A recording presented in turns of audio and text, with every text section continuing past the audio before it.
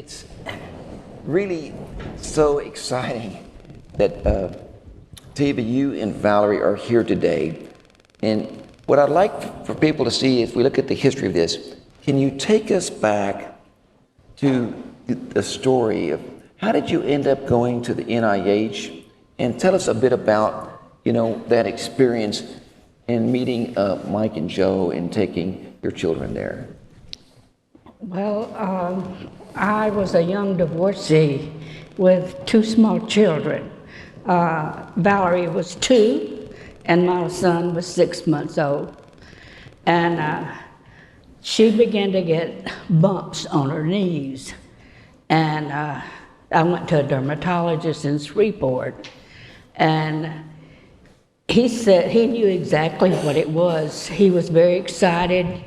He took blood samples and sent to his old professor. Anyway, he was excited, but he says, there's absolutely nothing we can do for this.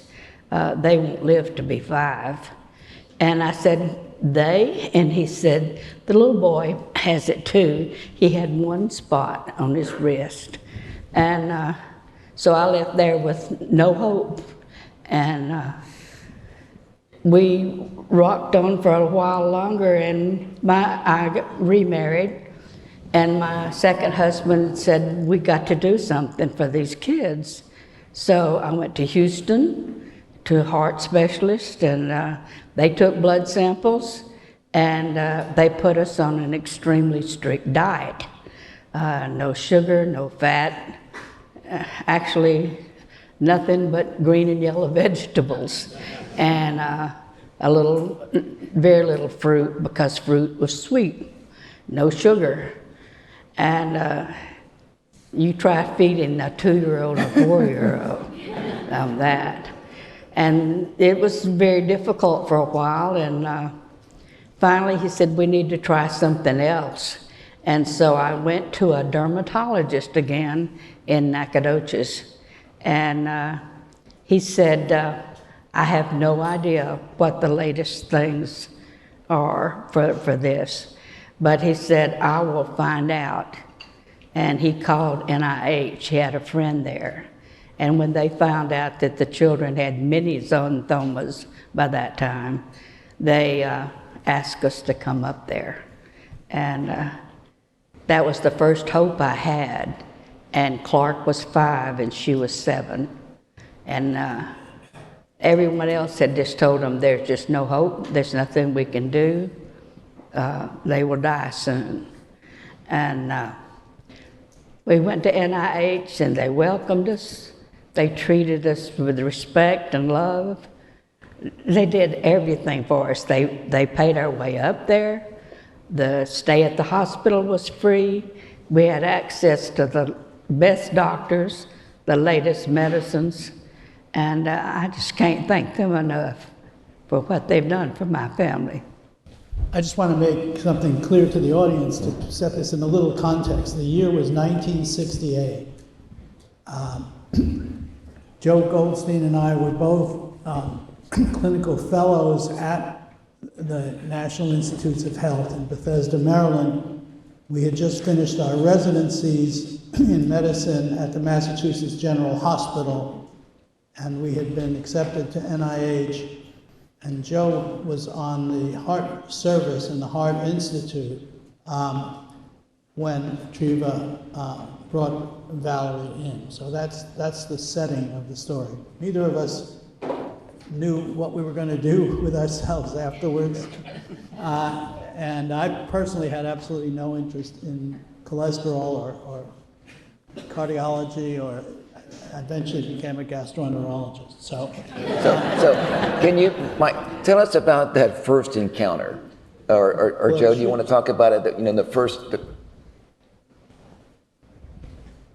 Say it again. Tell us about the first encounter when you met. I was assigned to Valerie and her brother, and when I did my physical examination, it was really quite remarkable to see these amazing xanthomas that were present in the skin throughout the body. And I remember Valerie had a cholesterol of about 850 at the time. I think he was 7 years old Right. at that time. That was 57 years ago. And so, so she and her brother were admitted to have what's called lipoprotein turnover studies at the time. And they also were given cholestyramine, which you didn't like, right? In fact, when she was from her first discharge at the NIH, this shows you what therapy was like 57 years ago. She was discharged on only cholestyramine, nothing else, so which really had basically no effect at all. Yeah. So anyway, that's the very beginning of my story, meeting Valerie. So because of the unique nature of her clinical case, I brought Mike in to show him and to introduce him to Valerie, as well as several other. There are several very well-known scientists at the NIH at the same time. These names may be familiar to some of you in the audience. Robert Lefkowitz, Harold Varmus, they were also there at the NIH, and I think I told them about Valerie, and they also would come up and say hello, and you know, people really found it very difficult to believe that there was this young girl and her brother who had cholesterols of 800 with these xanthomas. That was so unheard of. When we were interns at residence at the Massachusetts General Hospital, the upper limit of normal for a cholesterol was 300. Think about that now.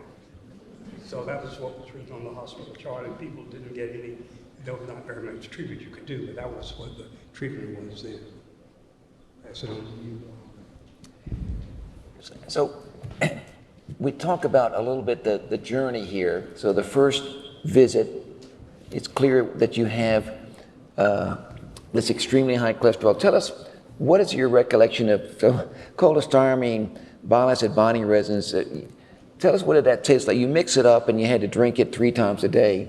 How would you describe that? My experience with the medication was,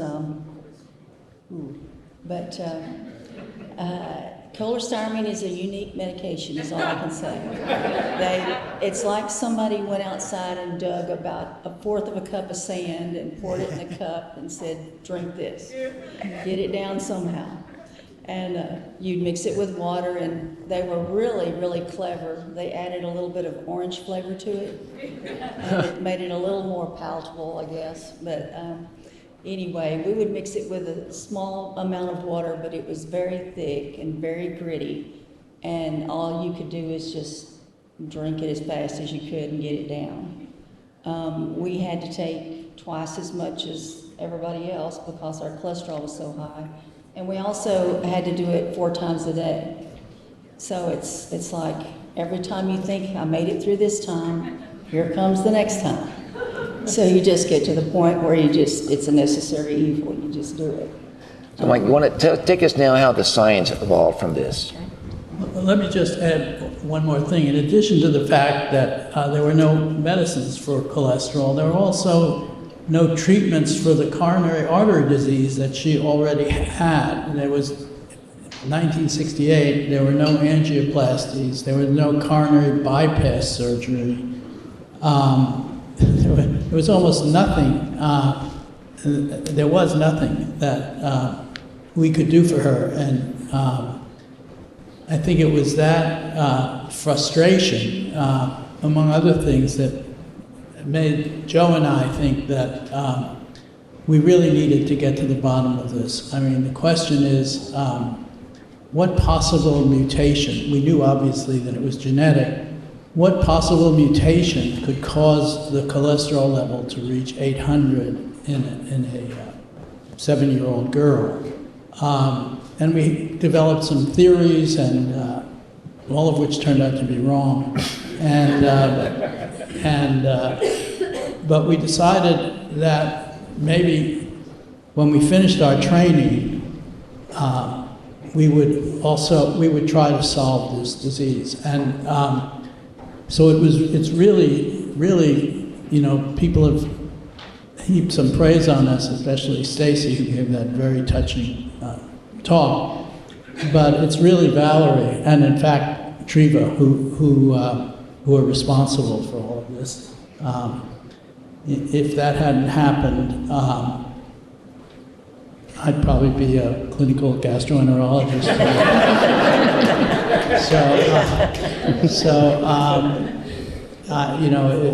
It's really one of the amazing things that happens in life.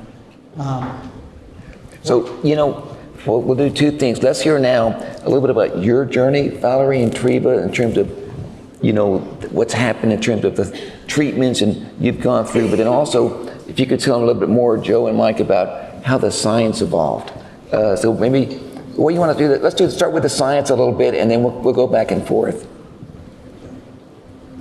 Well, so in order to begin to even think about how one would study why one would have an elevation in cholesterol and LDL, everybody said, well, you have to work on the liver, because the liver is where most of the cholesterol in the body is made, and that's where the lipoproteins are made. But there's no way one could ever do the type of research that Mike and I wanted to do with the liver. Nobody would give us a liver biopsy every day for a new experiment.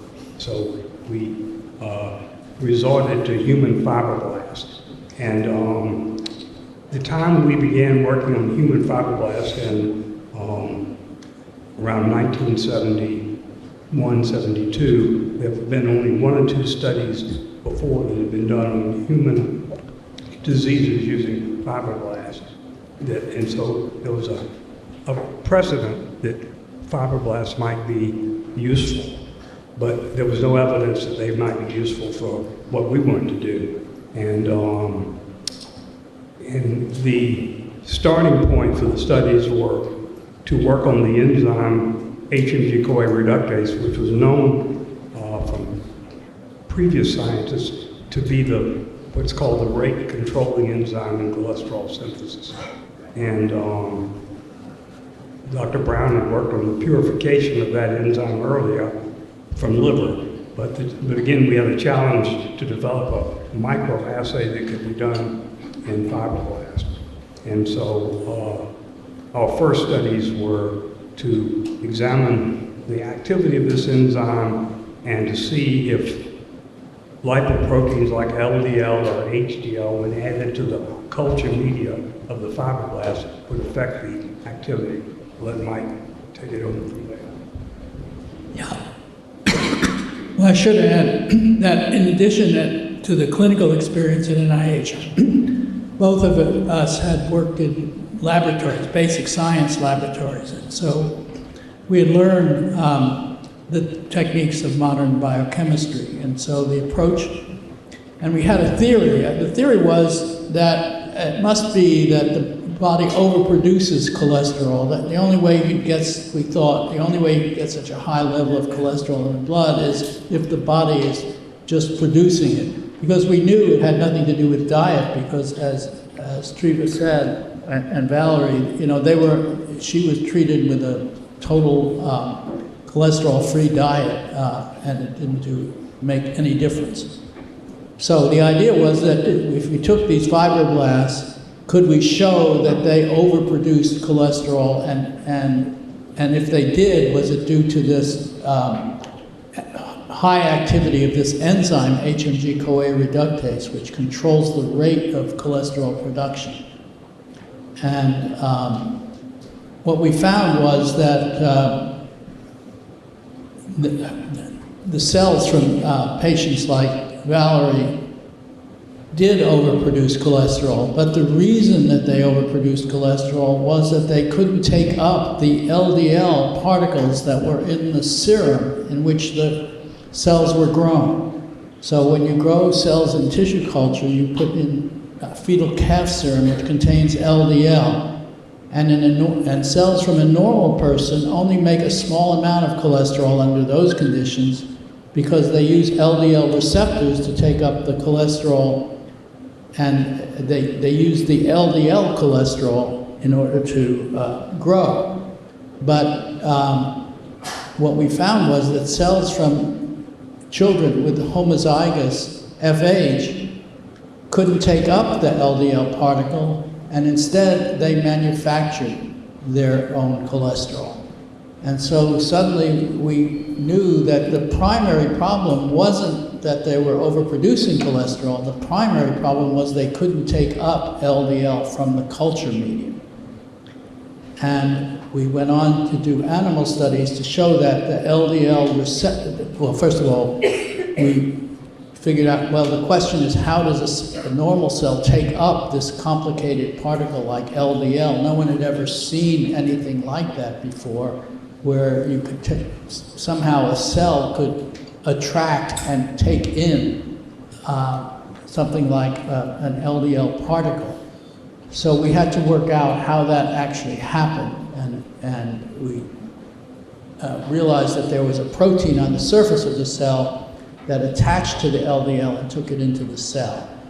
And that cells from patients with FH in the homozygous form don't have those receptors, and cells from patients with the heterozygous form only make half the normal number of receptors. So instead of the disease being a problem of cholesterol overproduction, the problem was that the cells in the body can't take up the LDL, and therefore the LDL builds up in the bloodstream. And that's what causes the high level of LDL. Is that clear? Yeah, I think it's clear. It's clear to me.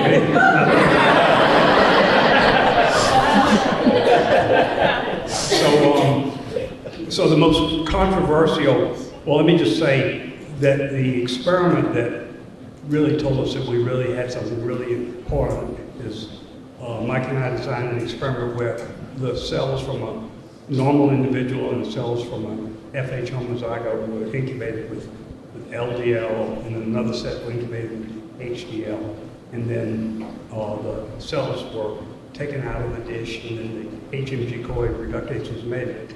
And when one added LDL to the normal, well, first, in the absence of any lipoproteins, you had a very high level of HMG-CoA reductase.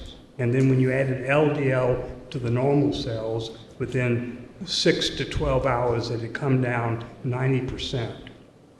And in the FH homozygote, there was no reduction in the LDL. And when you looked at the actual amount of the HMG-CoA reductase enzyme activity, which we were studying at the time, in the normal cell, there were, like, let's say 20 units of 20 after adding LDL, and in the FH homozygote, it was 100 times higher than that. And so, we were both brought up in biochemistry labs where you really wanted to have all of your assays to have at least a 2-fold difference. Here we were looking at a 100-fold difference. So we knew we had something really important. And then the other thing too is that HDL had absolutely no effect on this HMG-CoA reductase, either in the normal cells or the FH homozygote. So that gave specificity to the observation. Should we tell about what happened the first time we did the experiment? So we had one technician then, and I remember she came in to me and said, there's something really funny about these results. And so I looked at the results, and there were, like I told you, this enormous difference. Mike was out of town at a meeting in Atlantic City. So I immediately called him. It took a while before he returned the call. There were no cell phones in those days. And told him what we had. And we knew, I'd say that would be the moment, if there was ever an epiphany and the thrill of discovery, that would be it. You want to describe what happened in Atlantic City? I don't know. It was. So I got this message. It was a huge scientific meeting that was held every year in Atlantic City, and after the dinner, the scientists would walk up and down on the boardwalk and talk to each other. So Joe had told me this exciting news. I ran out onto the boardwalk, and I met several friends who we had known at the NIH, who I knew were interested in cholesterol, and we all went out for beers together. And I must have looked like the cat who swallowed the canary, because I was so excited, but I really couldn't tell them about this result because, first of all, it might not be true. Maybe she forgot to add some reagent or something. You know, there are things like this that happen all the time in laboratories. So we didn't know that it could be reproduced. And so I had to sit there while these guys are drinking beer and sort of smiling. They must have thought I was crazy. But anyway, the experiment was, and of course I flew back the next day, and the experiment was reproducible. So Joe and I knew that we had an all or none result in a tissue culture cell, and we knew we could figure it out. Once you have such a huge difference, then as a scientist, you know that you can figure it out. So that's how it all started. Well, so that's the start of the scientific story. So Valerie, take us now, and Driva, tell us now about what happened on the patient side, because I know that was a very scientific, exciting thing. What year was that? The year was 1973. So 73. 72. Actually, the key experiment was 72. But it took a while, unfortunately, to see some of the therapies. So tell us more. I guess you tried niacin also. Of course, me and my brother he was a little bit older at that point, so we were kind of together, and with Mother we would go to NIH and look forward to what new treatments they may have, or sort of look forward to them, never knowing what it might entail, But I remember that time, all I really worried about was just getting rid of my xanthomas. If I could just be a normal kid and people not see my xanthomas or ask questions when I went out in public. And keep in mind, this was the 60s and 70s, so everybody stared. But I mean, and it's okay after a while, you get used to it, but you just really want something as a young child to be like normal, like the other kids. So the next year they had these experiments going on. Of course, we didn't know any of that. We were just doing our normal routine things and going to the NIH. And the next drug they tried on us was niacin. We kept on with the cholestyramine. I hoped it was doing something. I wasn't sure if it was good, but of course niacin was a brand new form of torture, I guess you could say. Every time we went to the NIH, we had all these doctors that were very interested to come in and see us and talk with us, and it was wonderful. For rounds, we'd have 40 or 50 doctors that would come by and introduce themselves, and we'd get to know them and everything. And I remember the first time that they gave me niacin to take, they gave me one pill and told me to lay on the bed, me and my brother, and there must have been 50 doctors in there watching to see what our reaction was going to be.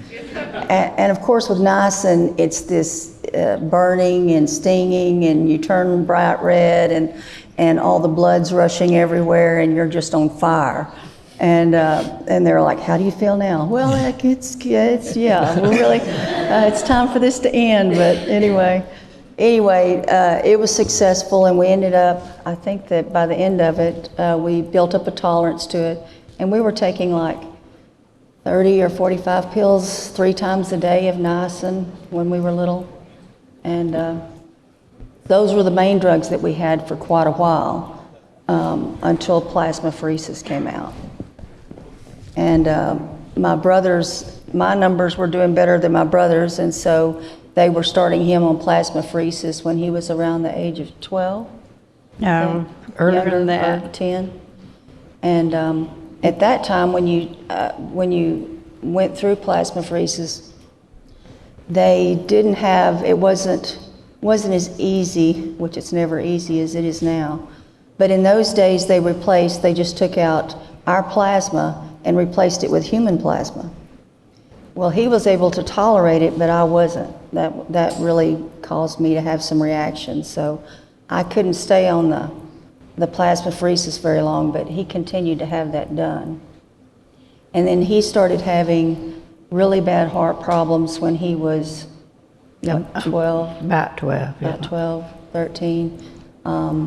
Shortness of breath, couldn't do much, couldn't walk very fast, couldn't play sports in school. You know, he was very, very limited on what he could do physically. And I remember I went home, me and my mother both went home and left him up there at NIH for more treatment and more plasmapheresis, because then plasmapheresis was like this machine that they had one of them in the United States, and you better stay in the city where they had it at. And they didn't have anything like that where in Texas at the time, or that we were able to get access to. So he stayed there in order to do plasmapheresis, and then they said that he needed open heart surgery. They finally, after him being in pain and having angina and shortness of breath, they finally decided to do a catheterization. They just didn't do that at a whim back then. It was a big, long, drawn-out process. And they found out he had, what? A lot of blockage. Yeah, a lot Everywhere. Of everywhere.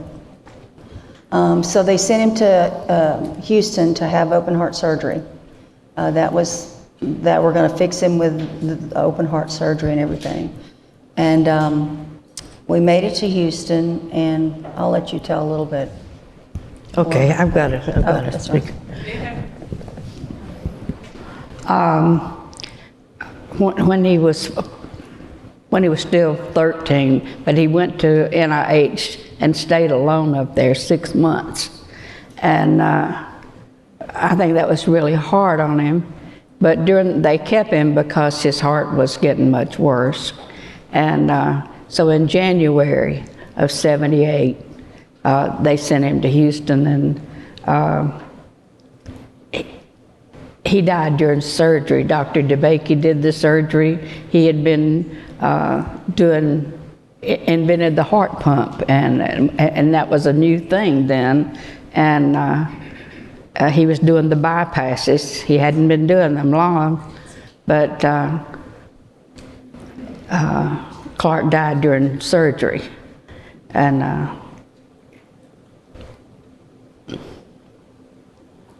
Well, it was difficult. It took us both a while to recover from that. Valerie didn't go back for a little while, Yeah. but then she went back a few times. Well, then they started coming out with a few new things they wanted to try out. We were trying the pheresis again, and in the meantime, I was 15 when he passed away. I didn't go back for a couple of years, but then next came the pheresis, and just I wasn't taking a lot at that time. I kind of just said, I'm over this disease, you know. I don't want to take any more medicine. I don't want to worry about it or think about it. I'm kind of over it. So I went through a year or two there where I just was kind of in denial, and then graduated from high school, got married, ended up having a child. And when you have a child, that kind of changes your perspective. I knew I couldn't be on medication while I was pregnant, so I wasn't on any medication. But once I had my son, I went back in and had my cholesterol checked, and it was 1,300. And I was starting to have shortness of breath and everything, and I could tell something was going on. So they did some tests, and I ended up having to have a quadruple bypass in '85. And but after that bypass, everything was rocking along pretty good. And they came out with a new drug that they had a lot of hope, and it was called a statin drug. And they wanted us to try us on the statins and everything. And so we were real excited about that.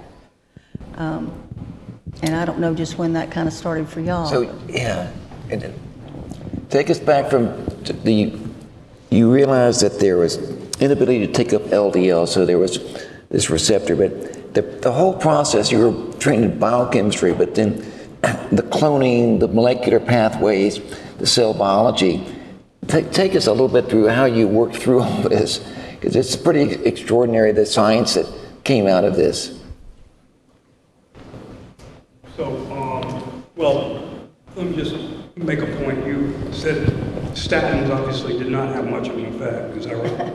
Well, they did, but I personally had a lot of reaction to it. I had muscle cramps and headaches. Most homozygotes that have no functional LDL receptors like Valerie basically can't really respond to the statin. The statin will inhibit their HMG-CoA reductase, but the regulatory system then wants to turn on the LDL receptor, no LDL receptor protein to turn on. So, whereas heterozygotes will respond to statins. But Valerie, I think it would be interesting to tell the audience, so you had your coronary bypass, you've had plasmapheresis, coronary bypass, any other surgical procedures?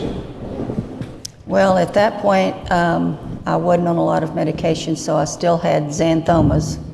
So I was feeling a little bit better from the bypass surgery. So for the next 5 years or so, I started having the xanthomas removed as much as I could.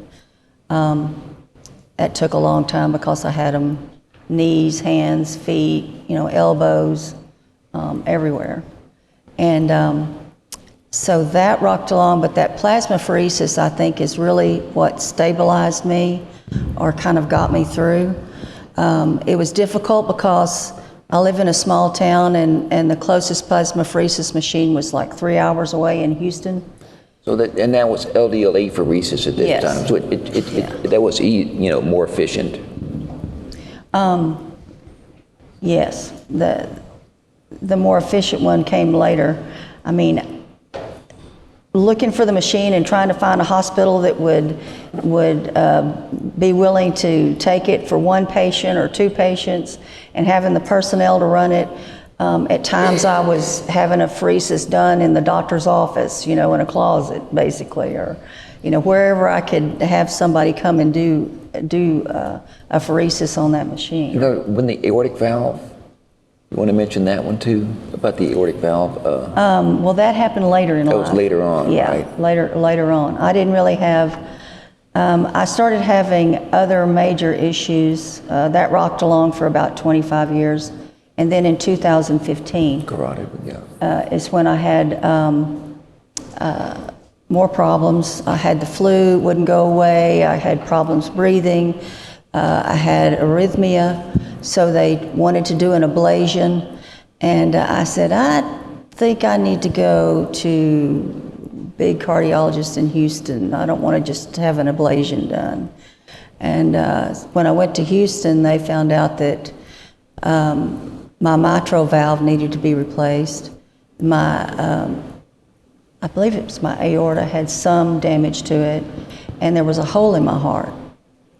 And so they did that surgery. They did several things, and they did that surgery.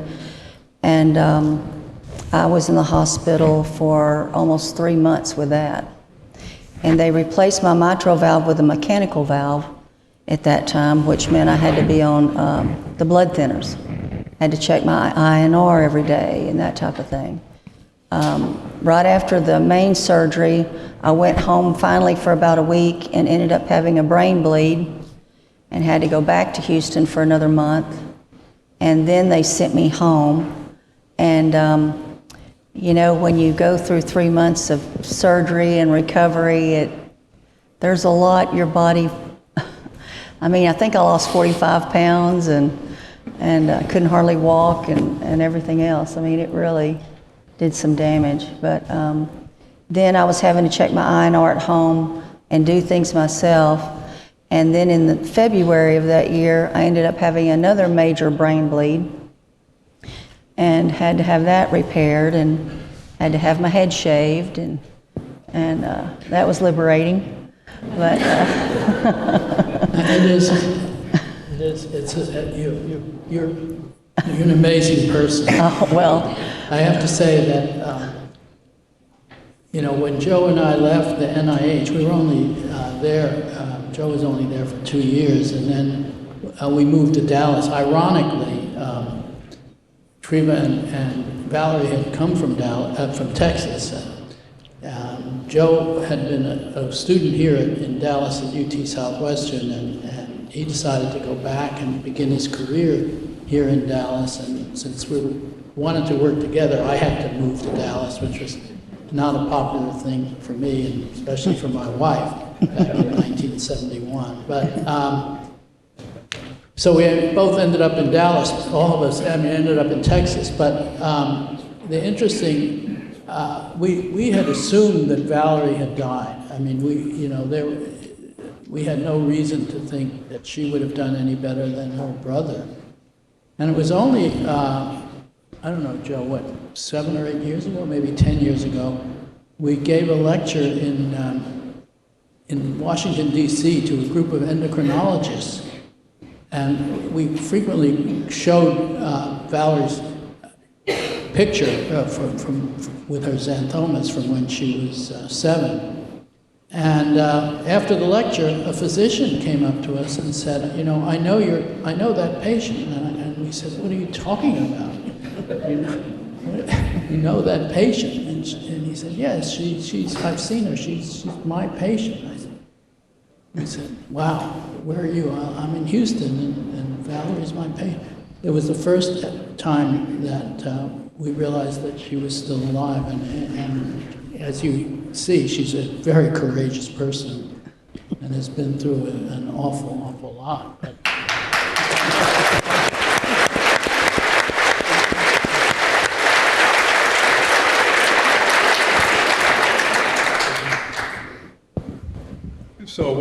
So Valerie, you might want to tell us what your cholesterol level is now and what drugs you're taking. We always laughed about it, me and Mother and Clark, when we were young, that they're going to find a cure for this one of these days, but it's going to be when I'm 80, and it's not going to do any good, And of course, the plasmapheresis, thank goodness, kept me going, and I appreciate that a lot. That was a good invention. Even it was a treatment. But then they came out with loperamide, is what I started taking, and I know that's a tough drug for a lot of patients, and it's tough to get used to. But you just got to have hope and hope that drug really is going to do something for you. I had a lot of disappointments over the years with other drugs, but this one actually did pretty well. I had some stomach issues, but it was actually lowering it down from my 600 range, and then my range dropped to like the 400s or whatever, and the higher we would increase the dosage, the more it would kind of rock along and do a little bit better. So that's probably the first time I was really like, wow, they may actually be able to do something for this disease in a pill form of all things, that I could use, that I could really take. And so that was the first drug. I had tried the statins, and they did help a little bit, but not really a lot. And I was getting the side effects, so I ended up stopping those. But the loperamide, and then I started on the Zetia, which I think helps a little bit. And I'm also on the PCSK9, and that seems to have helped quite a bit. That's got has added another 100 or 2 milligram lowering a little bit there. And this new drug, Evkeeza, it's the infusion. Evkeeza, sorry. Evinacumab. Yeah. that it seems to be doing pretty good too. So it's really a combination of everything. Is what I'm on now. Do you remember your last cholesterol? Well, we took it, the beginning of the month? Yeah. And I guess it was 250. 250. Yeah, 250. And for me, I don't see numbers like that. That was great. But yeah, so I'm hoping I can keep it at that range. Since, the statins don't work very well at all if you're FH homozygote, because the statins depend on LDL receptors in order to work. But statins do work for FH heterozygotes and also for many other people who have high cholesterol. And we could talk for a minute about how all this work led to the statin drugs. I don't know if that's definitely, what you want to hear about. So back in 1976, a Japanese scientist named Akira Endo discovered in a penicillin, he screened the molecules made by fungi, just like penicillin is made by a fungus. He found another molecule made by a fungus, and that molecule blocked this enzyme HMG-CoA reductase, and therefore it blocked the production of cholesterol. And it was soon found that this molecule actually lowered the level of LDL cholesterol in the blood when given to animals and when given to people. But there was a tremendous fear that, cholesterol is very important in the body. Every cell in the body needs cholesterol, and if you block the synthesis of cholesterol, then, it's going to have terrible, terrible effects. But we knew something that the rest of the world did not. That Joe and I had found that the production of LDL receptors in the liver is regulated by the body. So the liver makes LDL receptors when it needs cholesterol, and when it has too much cholesterol, it turns off the production, or it turns it down, and that's what makes the level of LDL in the blood go up. And we realized that these statin drugs, if they block cholesterol production in the liver, that would lower the level of cholesterol in the liver, and the liver would respond by making more LDL receptors. So if you have the gene to make an LDL receptor, if you're either normal or an FH heterozygote, then that gene will be stimulated and the level of LDL in the blood would come down. And we showed that in studies in dogs.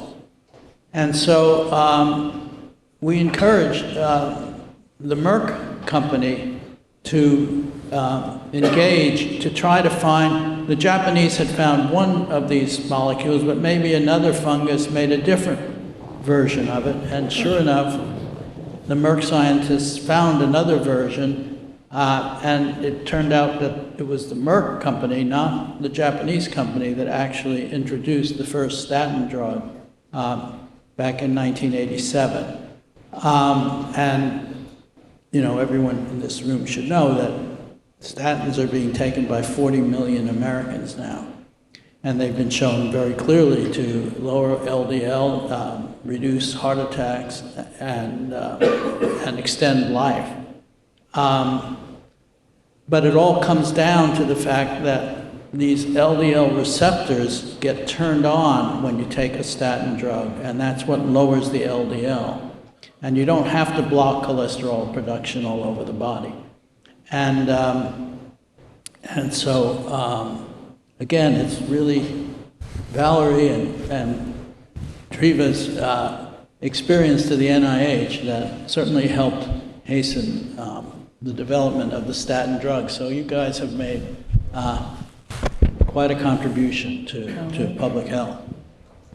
So, Professor Dr. Endo actually recently died, maybe 5 or 6 months ago. He live to be 90 years of age. And Dr. Brown and I just recently wrote a perspective on his career. It just came out in the Proceedings of the National Academy of Science. There's an interesting anecdote about drug discovery. So before Endo discovered the first statin, actually the Beecham company in England had discovered the same statin, the exact same molecule that Endo had done, and they actually originally were looking for anti-gonorrheal drugs, which had a minor effect. And then when they learned about Endo's experiments, they then gave their statin to rats, and as all the scientists in the audience probably well know, that the rats have very little LDL, and so the rats didn't lower they have high HDL, so the rats didn't lower their LDL, and the Beecham company stopped working on it. So Merck got all the profits, Beecham got screwed. So I wanted to say, thank you so much for your family. I mean, from the Family Heart Foundation's perspective, I mean, the idea of homozygous FH patients like you and heterozygous contributing to the greater health of the world, I think is really important. I mean, you're the patient that launched not 1,000 ships, but the patient that launched 1,000 papers and decades of work. And, that's really quite critical. If you epitomize all of cardiology in one person, I mean, valve disease and blood pressure and bleeding and all kinds of stuff. So You skipped the carotid one. Yeah, the too. carotids. Okay, so we didn't have time, but I have one question, for everybody, which is, we know. I mean, you wrote a paper in 1996, Joe and Mike, called "Heart Attacks Gone with the Century," and this was a really important paper. It was after this first statin. Some of the first statin trials came out that said, we're going to reduce heart attacks and strokes. And in that paper, you talk a lot about how we need to go lower and start earlier, which was very prescient. And now we have amazing science, amazing safety data. We have PCSK9 inhibitors, we have other drugs, and yet we know that we're here today because heart attacks are not gone at the 21st century. Many people are underdiagnosed, undertreated. Are you surprised? Does it make you sad? Does it give you pause? Does it make you angry? Why is it that we are still needing to have this meeting today in 2024 and probably in 2050? All right, well, let me just say one thing, and I'll let Dr. Brown answer the tough question. That article, Gone with the Century, had a question mark at the end. Yes, okay. and if you go back into the last paragraph, we said that we expect that there'll be a lot of exciting things and there'll be new things on the horizon. We anticipated, not knowing anything about PCSK9, that there would be something like PCSK. I'm going to come back to the horizon in just a second after he answers this one. Yeah. Yes, of course we're disappointed. Public health is it's a major problem in this country. We, as someone said earlier, we wait until disease develops and then we treat it instead of trying to prevent it. And it's a sad thing, especially when you realize that statins are, pennies a day now, and you can't write it off to the profiteering of the drug companies. It's something more than that. Obviously, there are some people who can't tolerate statins, but the vast majority of people can, and so why they're not, that's what this association, I think. We need more activists like the Familial Hypercholesterolemia Association, the foundation, to really spread the word and try to get people. Somehow the American Heart Association hasn't been that effective, and maybe they need the people focusing on FH to help prod. If we could at least get the FH patients treated, and then we can worry about the rest. And we're going to open it up to the audience. If you have a really great question, we'll have a couple minutes to take a couple audience questions, so get those ready. But one of the other questions I had is, You've dedicated your careers. You saw this very difficult situation. You dedicated your careers to lipoproteins, lipoprotein metabolism, cholesterol metabolism. You keep finding new stuff. What do you see as the next frontier in this regard? It doesn't seem like you guys are slowing down. So what are we conquering next? Expect the unexpected. But hopefully there'll be another, something like PCSK9, not like PCSK9, but something that has an effect that would really not only lower LDL, but prevent the oxidation of phospholipids and delivery of lipids to the artery wall and so forth. That may be a long way off, but hopefully. God. Well, also, I'm glad that the FH Foundation has included LPA because, we're learning much more about LPA, and I think this gene therapy approach for LPA is going to end up getting to be much more widely available and more widely used. Generally, people don't care about a disease until there's a treatment, and suddenly if there's a treatment, doctors are going to now hopefully start measuring it and finding the people who have it and starting treatment early. Let me say, Joshua, we wrote another article which said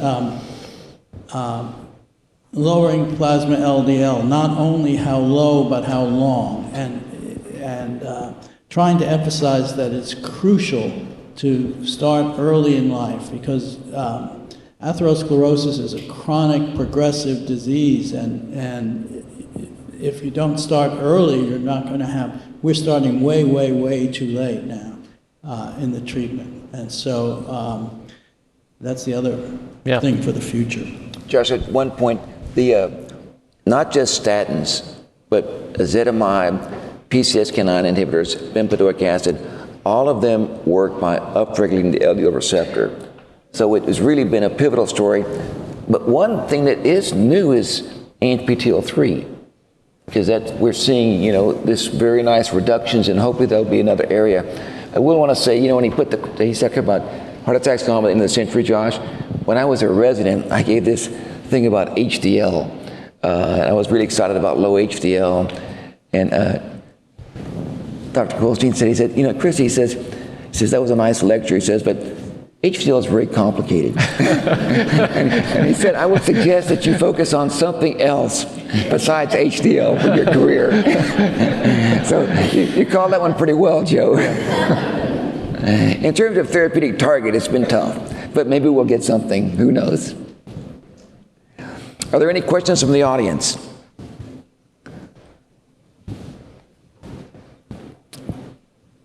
There's there's microphone. Come on, walk up to the microphone.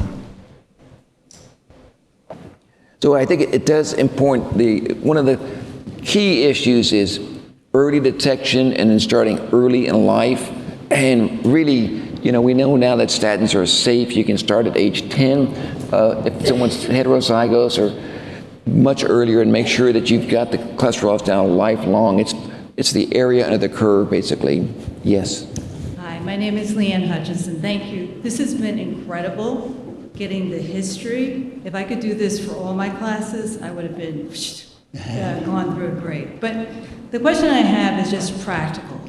Do you consider lipoprotein a risk factor to indicate high-risk atherosclerotic heart disease? And if so, is there data to support us clinicians as we try to be able to indicate why we wanted to try to keep the the LDL less than 55? Oh, we've got some experts here. So LPA is by the genetics, and Helen Hobbs has showed that it was mostly hereditary. It's clearly in the causal pathway if you look at the genetic studies with it. So the recommendations by the National Lipid Association is you should measure LPA in all adults. There are some norms for what's high and what's desirable, and there's a kind of a gray zone in there. It is something that you can use as a risk enhancer right now. We do not have targeted therapies, but we know that lifestyle, diet, exercise, smoking cessation, treating blood pressure, statins, all are beneficial for people with high LPA. So it is actionable. It's just that we don't have a specific therapy yet, but there's lots of studies in the pipeline. So But stay tuned. Stay tuned for lecture tomorrow by Dr. There's a whole bunch coming up on this in the rest of the program on LPA. Thank you so much. It was an incredible session. I learned so much. I'm avidly taking notes.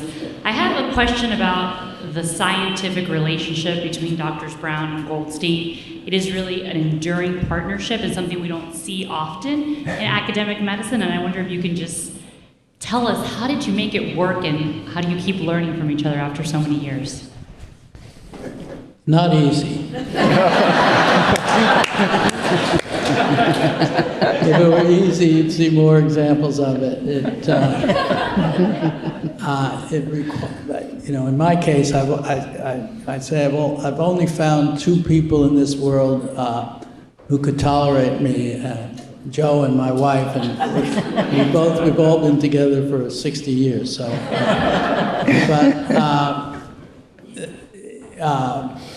I don't know. It's just Joe and I became friends originally when we were residents at the Mass General Hospital, and just because of mutual respect for each other, and the fact that we were both interested in trying to understand the cause of disease, not simply just how to diagnose and treat it, but really to get a fundamental understanding of the cause of disease, and that's what led us to try to figure out what was causing Valerie's problem. And that's what's kept us together, and we don't agree on, we sometimes argue about the small stuff, but we never disagree on the big stuff. If I tell my thing, I've said this before, and Joe is so tired of hearing it, but I think it's kind of cute. A partnership like this requires that one of the partners, but only one of the partners, be a saint. But just think about it, because if neither one of them is a saint, they're going to be fighting all the time. If both of them are saints, they're going to be too kind to each other, and they're not going to criticize each other, and the partnership won't mean anything. So if you can't have no saints and you can't have two saints, the only other possibility is to have one saint. And I'm not a saint.